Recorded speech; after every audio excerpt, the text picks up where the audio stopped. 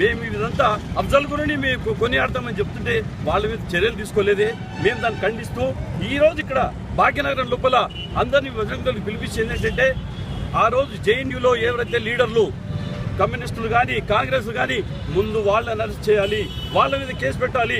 వాళ్ళ యొక్క ప్రోద్బలంతోనే ఈ ముష్కరులు ఏవైతే ఉన్నారో వాళ్ళంతా కూడా ఈ ఐఎస్ఐ ఏజెంట్లు కానివ్వండి, ఈ దక్షిణ తోపియా కానివ్వండి, వీళ్ళంతా కూడా విడిచిపడుతున్నారు. కాబట్టి మీరంతా తొందరగా మేలుకొని రాష్ట్ర ప్రభుత్వం కేంద్ర ప్రభుత్వం అన్ని కూడా వీళ్ళందరి ముందు అరెస్ట్ చేసి వాళ్ళని జైలు పంపించాలి. అప్పటి వరకు మా ఈ ఆలోచన ఆగదు. కాబట్టి మీరు వీళ్ళు కూడా మీడియా వాళ్ళు కూడా ఏ విధంగా నిజంగా జరుగుతున్నదో వాళ్ళు ఎందుకు చేశారు, అక్కడ దాని వెనకాల ఎవరున్నారు, వాళ్ళు మీ అందరు సినిమాలో దాన్ని కనబడుతున్నారు. సినిమాలు టీవీలలో కూడా వాళ్ళందరూ ముందరగా అరెస్ట్ చేసి వాళ్ళని జైలు పంపించి వాళ్ళు ఆజాదీ అంటున్నారు.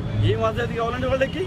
నిజంగానే ఈరోజు పోలీసు వాళ్ళు మినిస్టర్ వాళ్ళందరూ కూడా వాళ్ళని అరెస్ట్ చేసి వాళ్ళని మీరు కాల్ చేస్తేనే వాళ్ళకి నిజమైన ఆధారం దొరుకుతుంది. కాబట్టి వాళ్ళని కాల్ చేయండి. వాళ్ళని ఇమీడియట్గా దేశద్రోహులను అసలు మీరు సహించొద్దు. వాళ్ళని ఇమీడియట్గా తీసుకొచ్చి వృద్ధి చేయండి. అప్పుడే వాళ్ళకి సరైన నిజమైన ఆధారం దొరుకుతుంది. కాబట్టి వాళ్ళు ఆధారం అడుగుతున్నారు దేశద్రోహులు. కాబట్టి వాళ్ళు విముక్తి చేయండి దేశం నుండి. దీన్ని మేము కోరుతూ ఈ విధంగా మీరంతా ఇంకా వీటన్నిటి కూడా బయటికి తీసుకురావాలి. వీటన్నిటి ప్రజలకు ఎడ్యుకేట్ చేయాలి. ప్రజలకు తెలవాలి దేశద్రోహులు ఎవరు, దేశం ఏంటిది. మన యొక్క సొమ్ము తింటూ మన యొక్క ట్యాక్స్ పేయర్స్ యొక్క కాలేజీలలో ఉండేదంతా వాళ్ళు ఫ్రీగా వాళ్ళకు మనం కల్పిస్తున్న దాన్ని వాళ్ళు దుర్వినియోగం చేస్తూ దేశాన్ని దుర్భాషలాడుతూ దేశాన్ని తిడుతున్నప్పుడు వాళ్ళని సహించేది లేదు. మీరు రాజకీయంగా ఎవరిని తిట్టుకున్నా మాకు సంబంధం లేదు. దేశాన్ని తిట్టుతే మాత్రం మేము ఊరుకునేది లేదు. దేశ సమగ్రతను ఏ విధంగా కాపాడుకోవాలని మాకు తెలుసు. మేము గత 1000 సంవత్సరాలుగా భారతదేశాన్ని హిందూ దేశాన్ని కాపాడుకుంటున్నాము.